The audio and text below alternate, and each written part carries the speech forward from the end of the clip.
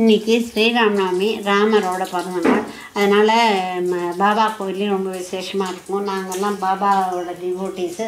அதனால் அவரையும் சேர்த்து ராமர், ஆஞ்சநேயர் எல்லாரையும் வச்சு தன்னுமாயிட்டு உங்களால் முடிஞ்சது அக்ஷய புஷ்பம் போட்டு நமஸ்காரம் பண்ணிக்கோங்க. ஸ்ரீராம ராம ராமேதி ரமே ராமே மனோரமே சகஸ்ரநாம தஸ்துல்யம் ராமநாம வராமே. அது எத்தனை தடவை உங்களால் முடியுமோ அவ்வளோ சொன்னீங்கன்னா ராமனோட அனுகிரகம் பரிபூர்ணமாக உங்களுக்கு இருக்கும். எல்லாருக்கும் எங்களோட பிளஸ்ஸிங்ஸு. அதுக்கு ஸ்ரீராமநவமினாலே வடைப்பருப்பு, பாயசம், வடைப்பருப்பு. அப்புறம் வடைப்பருப்புங்கிறது பாசிப்பருப்பை ஊற வச்சு அதில் வெள்ளரிக்காய், மாங்காய், கேரட்டு, தேங்காய் தூள் வேணுனாலும் போடலாம். கடுகு, பச்சை மிளகாய் தாளித்து கொட்டி புளிப்புக்காக கொஞ்சோண்டு எலுமிச்சம்பழம் பிடிச்சிருக்கேன். அது வடைப்பருப்பு. இது நீர்மோர், இது பானகம். இதெல்லாம் உங்களுக்கு முன்னாடியே தெரியும். வெள்ளத்தை நல்லா கரைச்சி சுக்கு ஏலப்பொடி போட்டு சொட்டோண்டு எலுமிச்சம்பழம் பிடிச்சி வச்சுருக்கேன். அப்புறம் தயிர் சாதம். இதுதான் ஆஞ்சநேயருக்கு, ஸ்ரீராமருக்கு நைவேத்தியம். இது கூட ஒரு பாயசம் பண்ண போகிறேன். அந்த பாயசம் இப்போ பார்க்கலாமா? இப்போ அதுக்கு வேணுங்கிறது கோதுமை ரவை ஒரு மெஷர் எடுத்துனேன்னா ஒரு மெஷர் பாசிப்பருப்பு. அது ரெண்டையும் நல்லா செவக்க கொஞ்சோண்டு நெய் விட்டு வறுத்து குக்கரில் நல்லா 2-3 சத்தம் வர மாதிரி நல்லா குழஞ்சி வேக வச்சு இது மாதிரி எடுத்து வச்சுருக்கேன். இதில் பாசிப்பருப்பும் கோதுமை ரவையும் ஈக்குவல் அமௌண்ட்டு. கோதுமை ரவை ரொம்ப விசேஷம் இல்லையா? ஹெல்த் கான்ஷியஸாக இருக்கிறவங்களும் அது சாப்பிட்லாம். அதனால் அதை எடுத்து வச்சுருக்கேன். கோதுமை ரவை ஒரு பங்குன்னா பாசிப்பருப்பு ஒரு பங்கு, சொட்டுண்டு நெய் விட்டு நல்லா செவக்க வறுத்து குக்கரில் வேக வச்சு இது மாதிரி எடுத்து வச்சுருக்கேன்.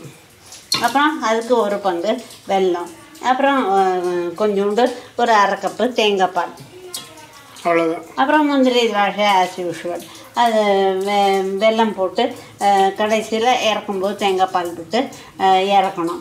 ஏலக்காவும் இதை அரைக்கும் போதே நான் போட்டேன். அதனால் அவ்வளோதான். முந்திரி திராட்சை இப்போ வறுத்துக்கணும்.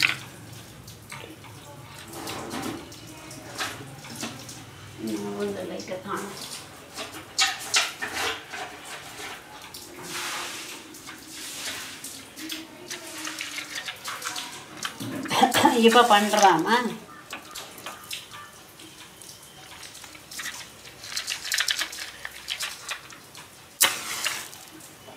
ராமநவமி, ஸ்ரீராமநவமிக்கு பகவானை உங்களுக்காக எல்லாருக்காகவும் பிரார்த்தனை பண்ணிக்கணும். இதை முந்திரி திராட்சை சொட்டூண்டு நெய் விட்டு வறுத்து வச்சுருக்கேன். இப்போது இந்த வேக வச்சு வச்சுருக்கேன் இல்லையா, அதான்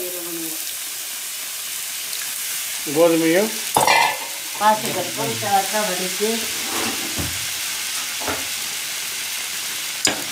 இதை கொஞ்சம் கிளறிக்கோங்க. ஏன் பருப்பு இருக்கு இல்லையா, அதனால் கொஞ்சம் கொதிக்கிற வரைக்கும். ஏலக்காய் நான் அதிலே போட்டு அரைச்சிட்டேன். அதனால் இல்லைன்னா ஏலக்காய் பொடி இருந்தால் தனியாக போடணும். அதுக்கப்புறம் அதுக்கு ஈக்குவல் அமௌண்ட்டு வெல்லம்.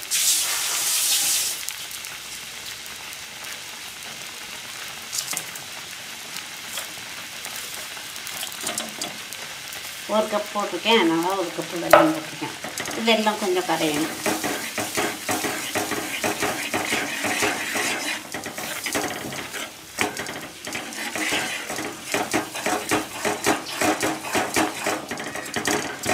ஒரு நிமிஷமாக கரைஞ்சிடும். சாதாரணமாக கோதுமை பாலை விட தேங்காய் பால் விடுறதுனால கொஞ்சம் டேஸ்ட் நல்லா இருக்கும். அப்புறம் பாசிப்பருப்பும் சேர்றது இல்லையா,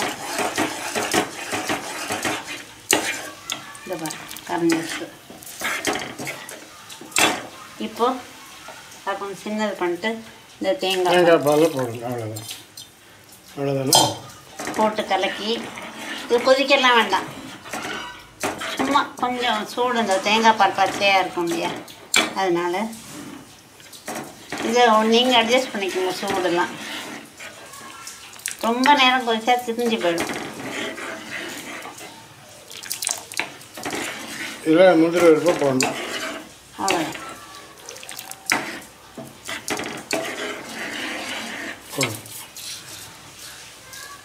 இப்போ கொதிக்க வர்றது இல்லையா, ஓடுறதுல, ஆமாம், அது போதும். அவ்வளோதான். இதுதான் கோதுமை ரவை தேங்காய் பால் பாயசம். கோதுமை ரவை தேங்காய் பால் பாயசம் ரெடி பண்ணி பாருங்க. நீண்ட ஸ்ரீராமநவமி எல்லாருக்கும் நல்லதே நடக்கணும். எல்லோரும் நல்லா சுபிட்சமாக இருக்கும். All the best. அங்கே போட்டாச்சு, மாமி எடுத்தாச்சு. இதுதான் இன்றைக்கி இந்த இது நவமி நைவேத்தியம் பண்ண போகிறோம். எல்லோரும் நல்லபடியாக முடியும். All the best. அவ்வளோதான். தேங்க்யூ. நைவேத்தியம் பண்ணுறதை காமிக்கணுமா? போதும், அவ்வளோதான். நைவேத்தியம் பண்ண அவ்வளோதான். அதுக்கு 2 நிமிஷம் ஆகும்ல. சரி, அவ்வளோதான். தேங்க்யூ. அவ்வளோதான். எல்லாம் பகவானை பிரார்த்தனை பண்ணிட்டு நைவேத்தியம் பண்ணி எல்லாரும் சந்தோஷமாக அவ்வளோதான். அவ்வளோதான்ப்பா. ராமர் ஆஞ்சநேயர் பாபா இருக்காதீங்க. எல்லாரையும் நாங்கள் உங்களுக்காக வேண்டிக்கிறோம். Our blessings are always with you.